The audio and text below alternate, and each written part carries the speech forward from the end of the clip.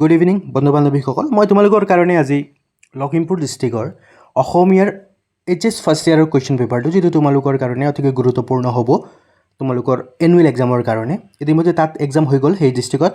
যদি তোমালোকৰ ডিষ্ট্ৰিক্টত এতিয়ালৈকে তোমালোকৰ অসমীয়া MILৰ এক্সাম হোৱা নাই, তেন্তে তোমালোকে এই কুৱেশ্যন পেপাৰবোৰ ভালদৰে তোমালোকে চাব পাৰা আৰু ইয়াৰ পৰা মই ভাবোঁ তোমালোকে কমন কুৱেশ্যন পাবা, কিয়নো এক্সামত তোমালোকে গম পাবা যে কেনেকুৱা ধৰণৰ কুৱেশ্যনবিলাক তোমালোকৰ এক্সামত আহিব পাৰে।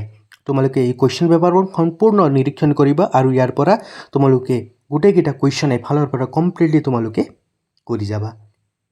গোটেইকেইটা কুৱেশ্যন 2 নম্বৰীয়া কুৱেশ্যনবোৰ, যেনে কৃপণ লোকৰ দুটা ধৰ্ম কি, মহাত্মা গান্ধী অসমলৈ কেতিয়া আহিছিল আৰু তেওঁ ক'ত উপস্থিত হৈছিল, গুৰুত্বপূৰ্ণ প্ৰশ্নবিলাক আছে যিবোৰ তোমালোকৰ কাৰণে অতিকৈ গুৰুত্বপূৰ্ণ হ'ব তোমালোকৰ এক্সামৰ কাৰণে। ঠিক আছে, গোটেইকেইটা কুৱেশ্যন মই তোমালোকক দি দিছোঁ, তোমালোকে এইকেইটা গোটেইকেইটা ছল্ভ কৰি ল'বা আৰু লগতে চেনেলটো ছাবস্ক্ৰাইব কৰিবা।